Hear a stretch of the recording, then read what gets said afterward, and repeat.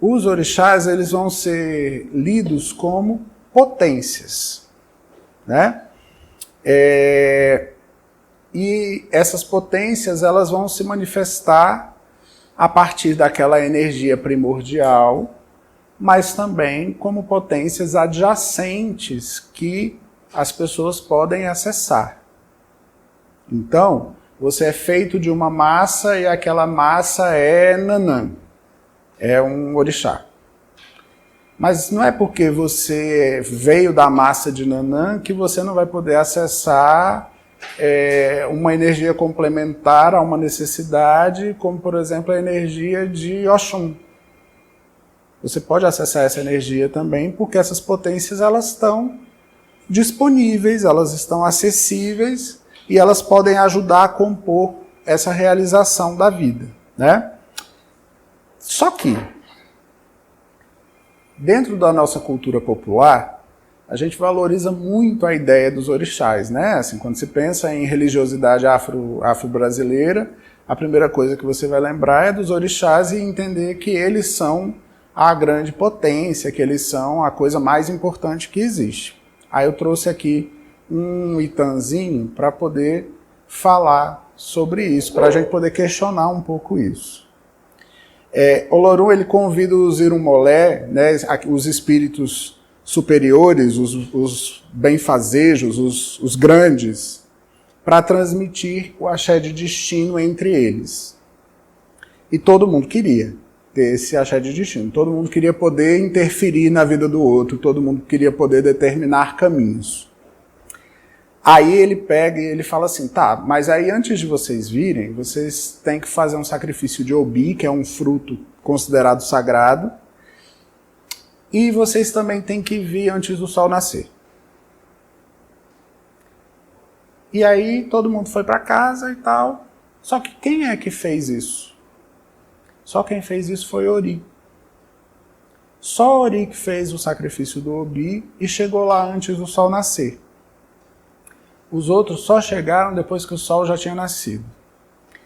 Vê como isso dialoga com a ideia do nascimento? Né? O primeiro que vê o sol é Ori, né? O primeiro que sai do corpo é Ori. Os outros só chegaram depois. Só que quando eles chegaram, Ori já tinha recebido o axé do destino. O destino já estava todo com ele. O axé já estava todo com ele. A capacidade de manipular o destino já estava todo com ele. E aí os outros ficaram um pouco chateados e foram reclamar lá com Olorum que não era justo, né? Porque só Ori ia poder intervir no destino, que eles também queriam intervir no destino. Aí Olorum disse, tá, tudo bem, eu concordo em distribuir o axé para vocês também. Aí ele chama Ori, e Ori, eles redistribuem o axé. Ori vai dizendo, tá, Xangô fica aqui com o poder das tempestades, da justiça, do trovão. Oxum fica aqui com a fecundidade, com a riqueza, com a docilidade. Ogum fica aqui com as guerras, com o ferro, com a tecnologia. Só que Ori não deixou de ser o detentor de tudo isso. Os outros passaram a ser também. E isso faz de Ori o orixá mais importante, né? De todas essas forças, todas elas só fazem quando Ori se faz presente. E ele vai ser então coroado, ele vai ser consagrado como aquele que ele vai receber antes de todos. O primeiro que recebe tudo antes de todos é Exu, porque é aquele que é a testemunha do que vem para a Terra, é a testemunha do destino, Mas depois, Ori quem tem que receber todas as reverências. Porque se Ori não abençoa, se Ori não consente, não tem orixá certo. Não tem orixá que faça por você o que, se Ori não estiver presente, ele estiver consentindo aquilo. Isso ritualmente se dá dentro de todos os processos de iniciação. A primeira coisa que você vai fazer é um bori, que é dar de comer à cabeça. Se ali no ato do bori a cabeça diz que não recebe aquelas oferendas, acabou. Volta para casa, volta outro dia e tal, porque nenhum orixá vai poder fazer nada se o ori não permite, né? Esse tan, ele vai falar para a gente que a coletividade, que os orixás eles vão falar dessa coletividade, dessas potências que são potências que servem a todos nós, mas que elas precisam da individualidade para poder funcionar. Se não for a partir da individualidade, a gente não vai ter uma noção da coletividade. Como psicoterapeuta, como analista junguiano, eu trabalho com a coletividade. Mas eu preciso de um ego estruturado para dar conta da coletividade. Até porque, senão, uma pessoa que está tomada por uma força dessas da coletividade, tomada por uma força, por uma potência dessas da coletividade, por mais interessante que seja a potência, vai sair do meu departamento e vai ter que ir para o departamento da colega psiquiatra, né? Porque vai ser a pessoa que vai estar fora da capacidade de filtro, de vivência, ela vai estar imersa, ela não vai perceber nada para além daquilo, né? O orixá, ele vai vir com uma forma da gente perceber e da gente entender o orixá, é a personificação da natureza. Ele vai ser aquele que, de alguma forma, manifesta um atributo da natureza personificado. E isso vai se dar a partir de alguns aspectos. O primeiro deles é como uma potência, né? As forças da natureza, a gente fala assim, a natureza tem força, ela é capaz de gerar efeitos, de gerar desdobramentos, de gerar integrações e cisões. Então, o orixá ele traz isso como uma potência. Ele também vai representar nessa personificação um papel social e um papel comunitário. Então você vai ter figuras desses orixás que são o rei, o ferreiro, a educadora, a sábia, o médico. Eles falam de papéis que são papéis sociais, coletivos, eles personificam esses papéis e eles vão apresentar também uma tendência de comportamento. Então, se você pega uma parte do rio que é água calma, o comportamento é um. Se você pega uma parte do rio que é uma água caudalosa, que é um encontro de dois rios, você vai ter uma outra...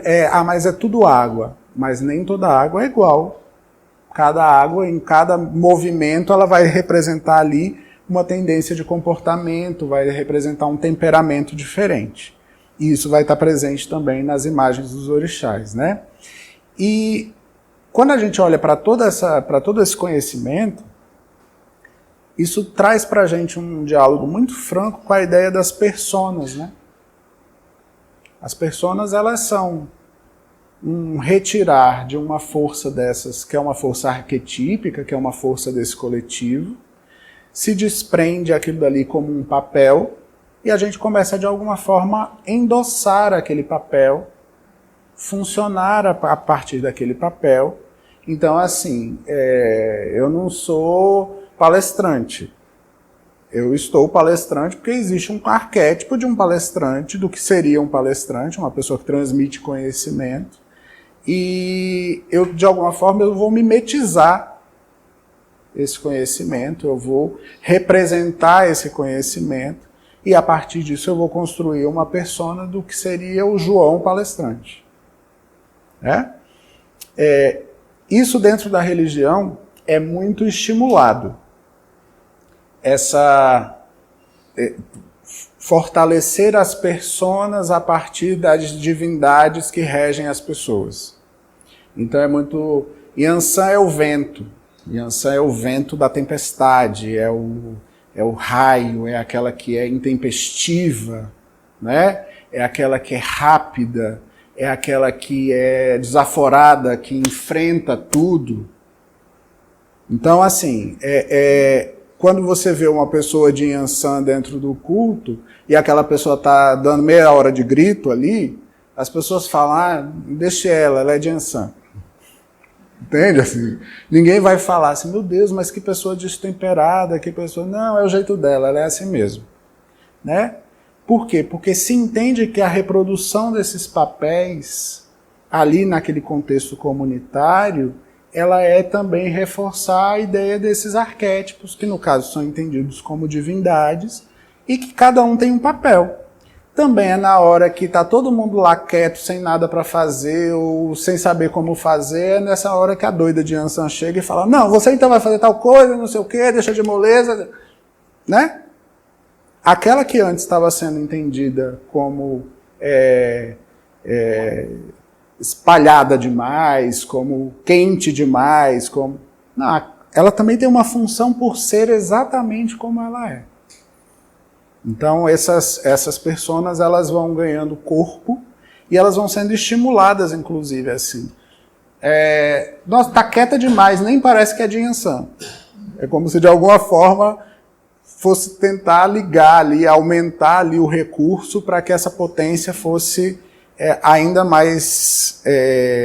a ligação com essa potência ficasse mais íntima, né? Tem um outro Itan que também é importante dentro do que a gente está conversando, é que uma vez questionaram a Orunmila quem seria capaz de levar, quem pode me levar até o infinito? E aí Orunmila foi para o oráculo para poder ver o que dava. Aí ele disse, vai ser Xangô, Xangô vai te levar até o infinito. Aí foram falar com Xangô, aí Xangô falaram assim, Xangô, se te derem a comida que você mais gosta em Oió, que é a terra dele, é o lugar de culto dele, como é que você vai reagir? Eu vou comer e eu vou querer ficar na minha casa. Então ele não levaria até o infinito. Aí falaram, então vamos ver aqui de novo. Aí, Oxum pode te levar até o infinito.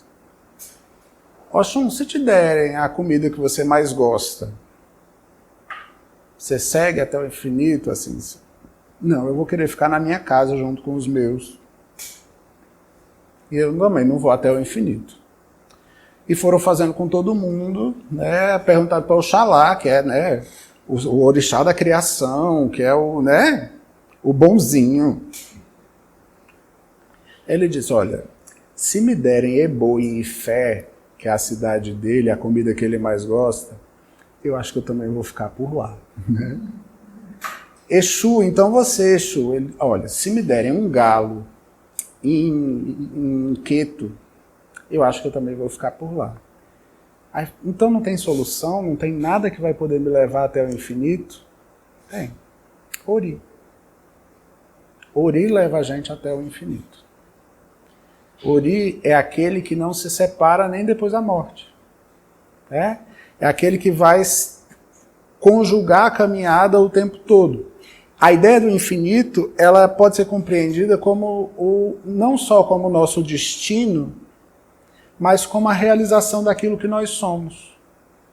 Por isso que é bom investir em Ori. Porque os outros, eles te levam até ali.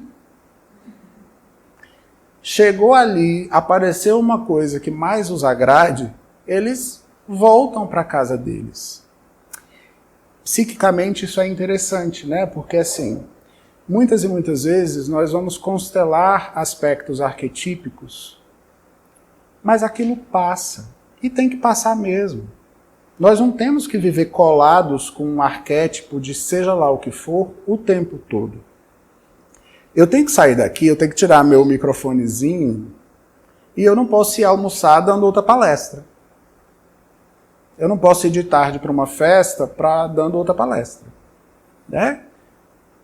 esse arquétipo que está constelado aqui, ele tem que se recolher, ele tem que voltar para casa. Para que outro tenha lugar, para que outro possa se manifestar. Só que Ori vai estar comigo aqui, Ori vai estar comigo no almoço, Ori vai estar comigo na festa, Ori vai estar comigo em qualquer circunstância. Tá, mas aí então, quando o palestrante foi embora, acabou? Não. Eu vou ter uma representação do que ficou aqui, do encontro que a gente está tendo aqui. Essa representação ela vai me acompanhar dentro do meu Ori. O Ori vai ter um registro daquela força. Inclusive, em março tem outra palestra, não sei ainda sobre o quê, mas tem outra palestra. Então, eu vou precisar chamar de novo esse mesmo arquétipo para me visitar, para estar aqui dando conta. Senão, não dou conta. Né? Então, de alguma forma, o Ori ele vai construindo essas pontes com esses arquétipos, vai construindo essas pontes com essas divindades, que vão facilitando novas potências, novas possibilidades de realização aqui na vida, aqui no Aí.